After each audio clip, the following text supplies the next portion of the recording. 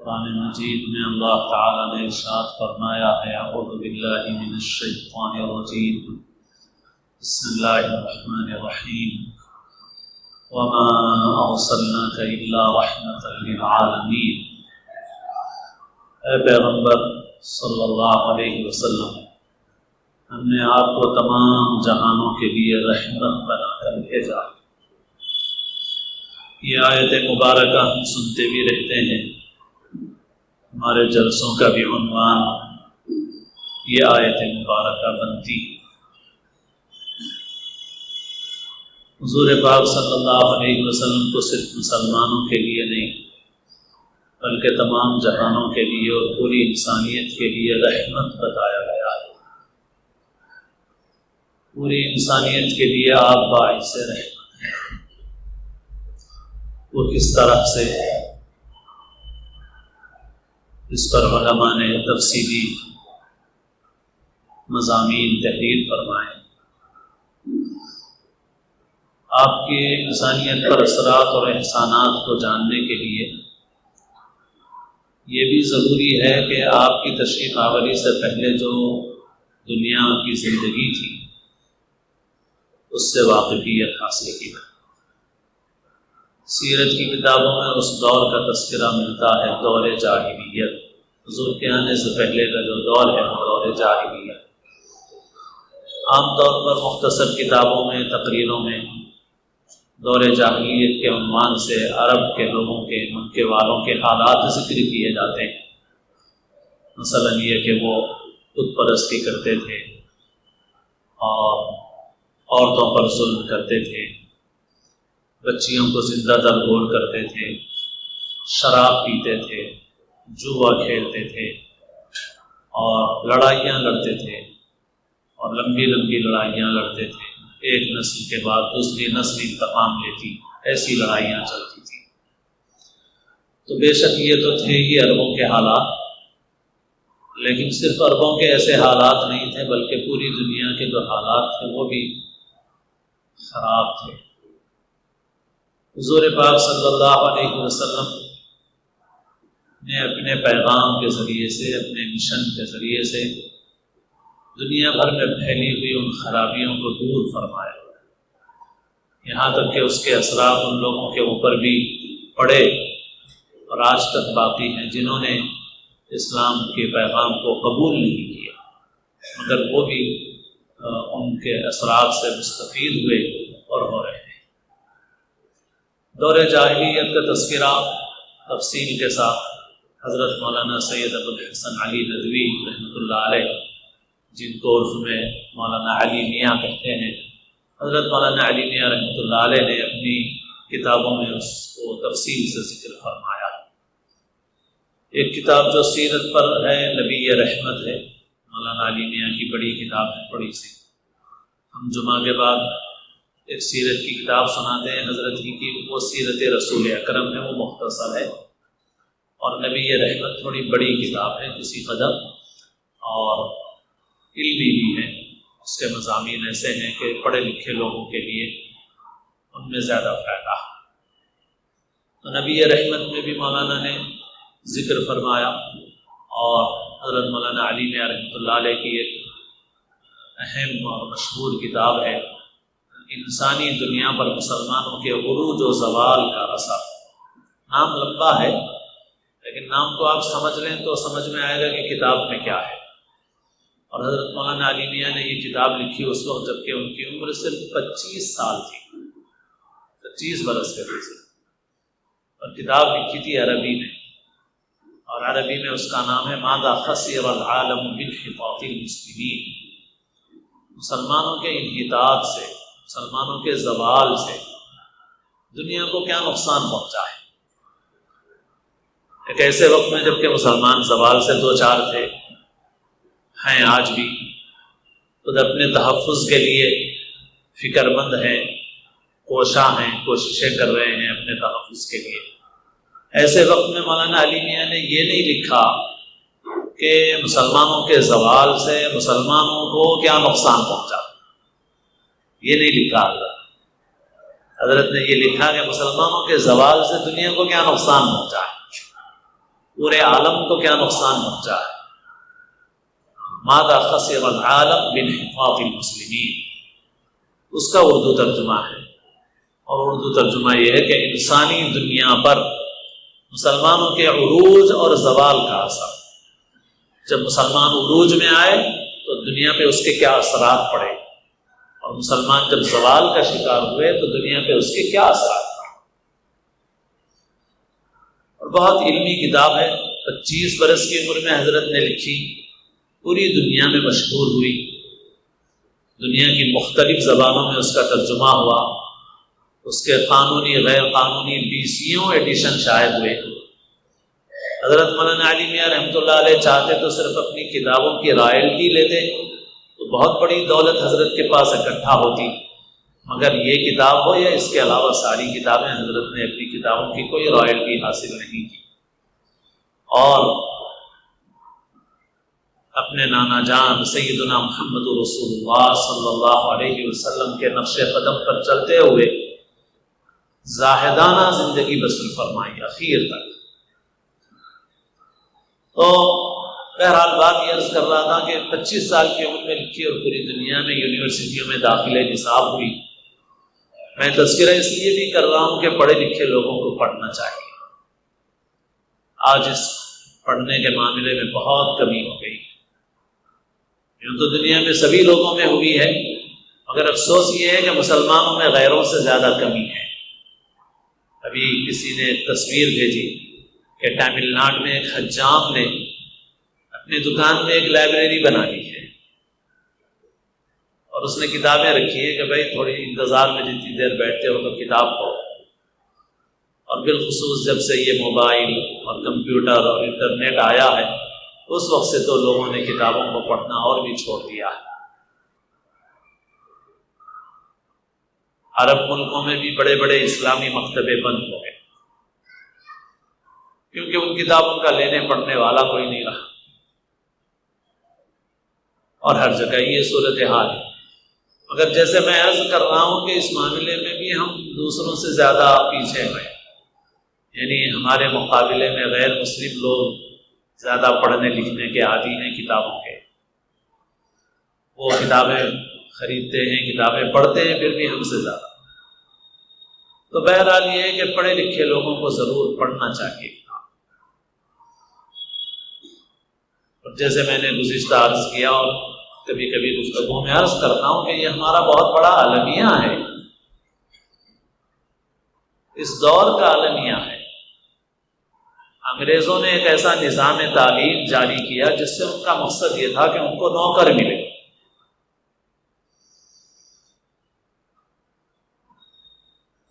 پڑھے لکھے نوکر ملے نہیں اتنا کہ جتنے ان کے کام کے ہو جائیں. آج دیکھیے آپ کے مسلمانوں میں جو اور دوسروں کے مقابلے میں بھی کمی ہے. دیکھو غیر مسلم ہماری ریاست کا تیلگو نہ پڑھا لکھا ہوگا تو تیلگو کی اچھی کتاب پڑھ لے گا، انگریزی اچھی پڑھا ہوا ہوگا تو انگریزی کی کتاب پڑھ لے گا. مگر ہم لوگوں کا حال تو ایسا ہے کہ بھائی پوچھا جائے کہ بھائی کیا آپ اردو پڑھ سکتے ہیں تو نہیں پڑھ سکتا، انگریزی پڑھ سکتے ہیں تو انگریزی بھی نہیں پڑھ سکتا. کیا پڑھتے ہیں بھائی؟ انگریزی میں لکھی ہوئی اردو پڑھتا ہوں رومن. ایک زبان میں بھی مطالعہ کرنے کی صلاحیت نہیں ہے اگر، تو آپ بتائیے کہ اس کو پڑھا لکھا آدمی کیسے سمجھا جائے؟ اگر ایک زبان میں بھی، چاہے آپ اردو میں پڑھیں، چاہے ہندی میں پڑھیں، چاہے انگریزی میں پڑھیں، چاہے تیلگو میں پڑھیں، کیونکہ دنیا کی بہت ساری زبانوں میں معیاری اور اچھا لٹریچر موجود ہے، لیکن جس شخص کو کسی ان زبانوں میں سے کسی ایک زبان میں بھی اخبار پڑھ لیتا ہوگا، چھوٹی موٹی کتاب پڑھ لیتا ہوگا، لیکن کوئی اچھی کتاب پڑھ سکے اس کے قابل اگر نہیں ہے کوئی آدمی، تو اس آدمی کو پڑھا لکھا کیسے کہا جائے؟ تو افسوس یہ ہے کہ 50,000 اور 1,00,000 کی تنخواہ پانے والے بھی بہت سے ایسے ہیں جن کو ایک کتاب پڑھنے کی صلاحیت نہیں.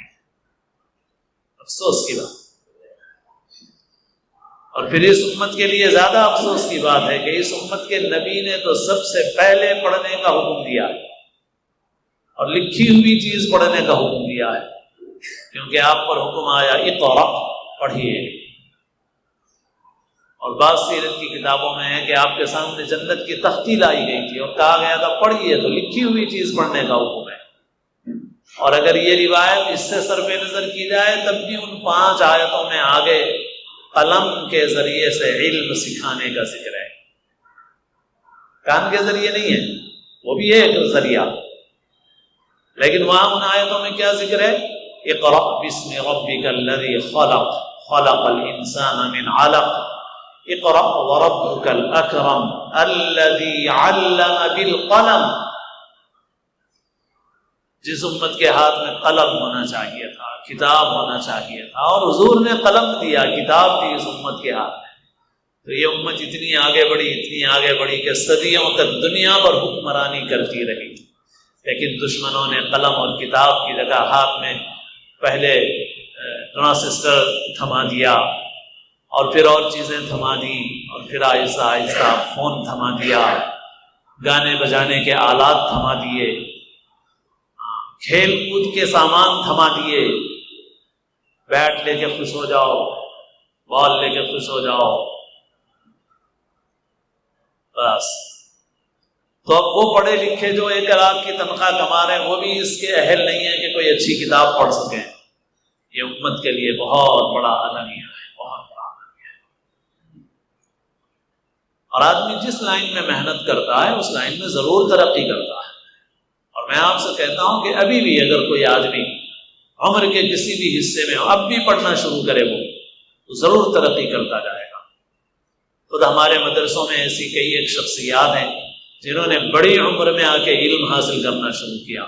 جیسے ابھی آیا تھا کہ پڑوسی ملک کے ایک بہت بڑے عالم اللہ والے ان کا انتقال ہوا، مگر وہ 20 سال کی عمر میں بس کی کنڈکٹری چھوڑ کے طالب علم بنے تھے. اور پھر ایسے عالم بنے کہ عالموں کے استاد بن گئے، برس تک پڑھاتے رہے علماء. تو آدمی عمر کے کسی بھی حصے میں آدمی بن سکتا ہے، اور صحیح شعور نہیں پیدا ہوتا. ہم ایک طرف تو ادھر سے جو اچھی غذا ملنی چاہیے اس سے محروم ہیں، صحیح شعور سے محروم ہیں، اور دوسری طرف غلام بن کے میڈیا کے تابع. وہ ہمیں جو پڑھا دے وہ پڑھا بس، وہ ہمیں جو سمجھا دے سمجھ رہے ہیں، وہ ہمیں جو بتا دے اس کا یقین کر رہے ہیں. اس وبا کے حالات میں بھی جو چیز سب سے زیادہ کھل کے آئی ہے وہ یہی ہے کہ بھائی یہ اتنا طاقتور میڈیا ہے کہ یہ اگر کہے کہ اس وقت رات کے 12 بج رہے ہیں تو لوگ بولیں کہ 12 بج رہے ہیں اس وقت رات. ارے بھائی وہ نظر آ رہا ہے سورج، دیکھو آسمان صاف ہے. نہیں جیسو لوگ جھوٹ بولتے ہیں، آپ کچھ آپ کو نظر نہیں آ رہا ہوگا، ایسی بات.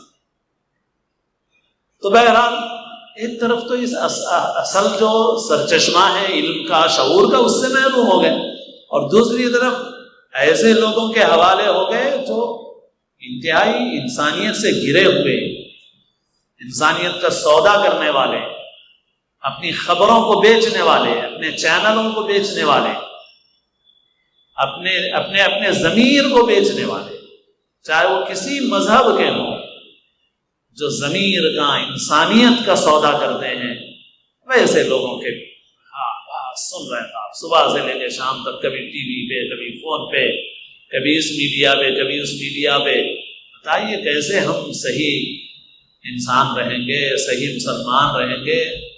ہمارا دین ایمان کیسے محفوظ رہے گا؟ ہم انسانیت کے کیسے کام آئیں گے؟ صحیح غلط کی تمیز نہیں پیدا ہو سکتی ہمارے اندر اگر یہ علم نہ ہو. بہرحال بات میں کچھ اور عرض کرنا چاہ رہا تھا، مگر اس تمہید ہی میں بات لمبی ہو گئی. میں عرض کر رہا تھا کہ دور جاہلیت کا تفصیلی تذکرہ حضرت مولانا علی میاں رحمۃ اللہ علیہ نے انسانی دنیا پر مسلمانوں کے عروج و زوال کا اثر جو کتاب ہے اس میں فرمایا ہے، اور وہی مضمون نبی رحمت جو سیرت کی کتاب ہے اس میں بھی ہے. اگر ہم دور جاہلیت کا وہ تفصیلی جائزہ لیں گے تب ہمیں معلوم ہوتا ہے کہ حضور کی اس دنیا میں بعثت سے کیا اثرات انسانی زندگی کے اوپر پڑے. حضرت مولانا ہی کے ایک مضمون کا خلاصہ اس وقت ذکر کرنا چاہ رہا تھا، مگر اب وقت اتنا ہے کہ بس آپ کے سامنے ان نکات کو نمبر وار ذکر کر سکتا ہوں۔ اس دنیا میں حضور تشریف لائے تو آپ صلی اللہ علیہ وسلم نے جو پیغام انسانیت کو دیا، اس کے نتیجے میں جو پہلا احسان انسانی زندگی کے اوپر آپ کا ہے، آپ کی بعثت کا ہے، اور پہلا زبردست اثر ہے وہ عقیدہ توحید۔ ہر پیغمبر کی یہ دعوت رہی ہے، اور حضور پاک صلی اللہ علیہ وسلم کی بھی یہ دعوت رہی ہے۔ آپ آخری نبی ہیں، آپ کے بعد کوئی پیغمبر آنے والا نہیں ہے۔ اللہ نے آپ کو ایسے افراد دیے اور آپ کو ایسی جماعت دی کہ جس کے ذریعے سے آپ نے توحید کے اس پیغام کو صرف عرب کے ایک جزیرے اور خطے میں نہیں بلکہ پوری دنیا میں آپ نے پھیلا دیا۔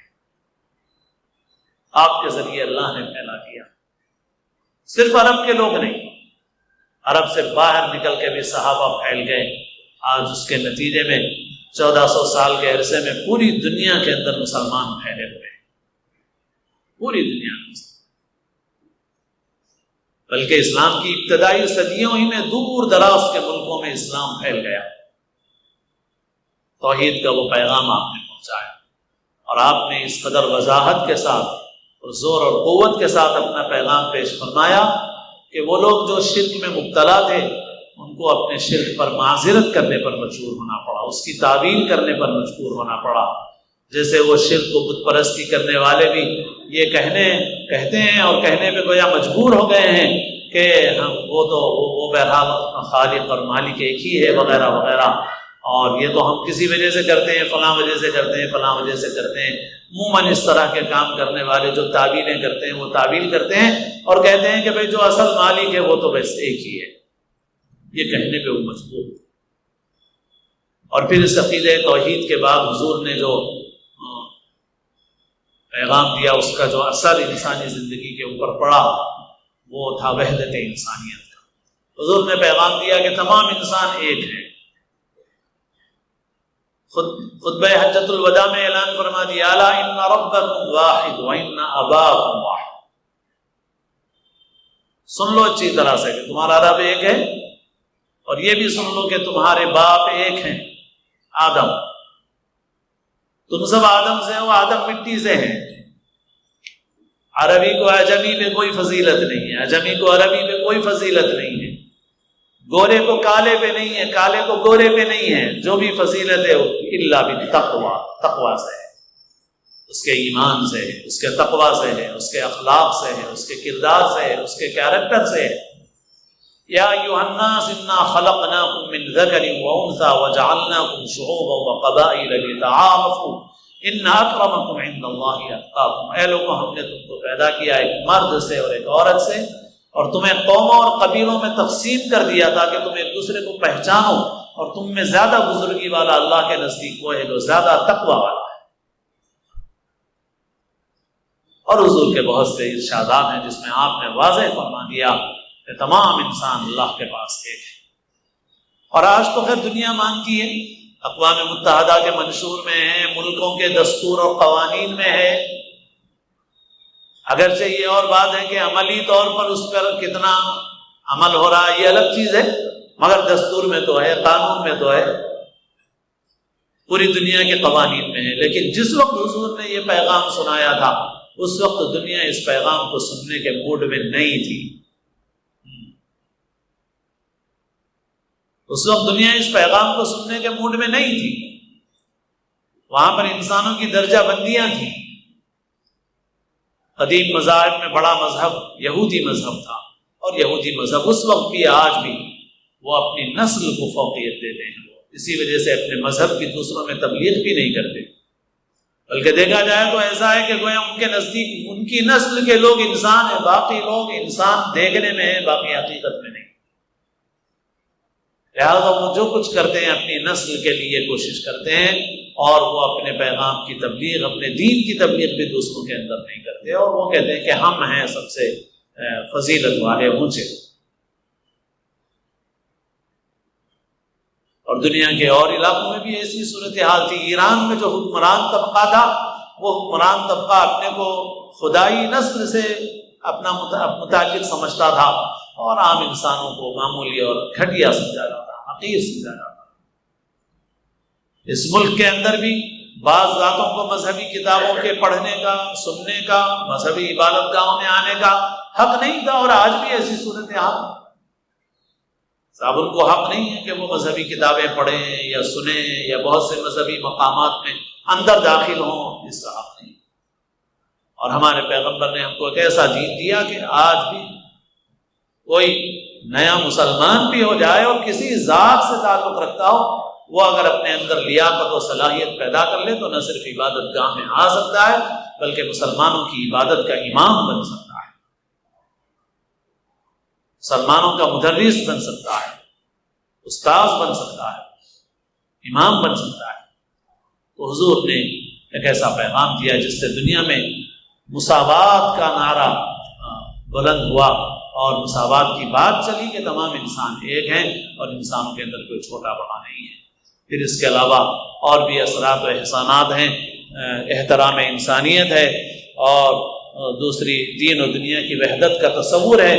یہ سب آپ صلی اللہ علیہ وسلم نے یہ پیغام دیے، اور یہ اردو کا وہی چھوٹا سا مضمون میرے سامنے ہے، اور یہ سیرت کی کتابیں ہم پڑھیں گے تو انشاءاللہ اس میں ہمیں یہ مضامین ملیں گے۔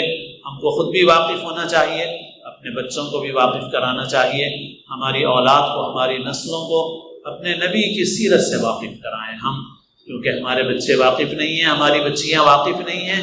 اسی وجہ سے ہم دیکھ رہے ہیں کیسے کیسے حالات پیش آ رہے ہیں کہ دین و ایمان کو چھوڑنے میں بھی تردد نہیں کر رہے ہیں۔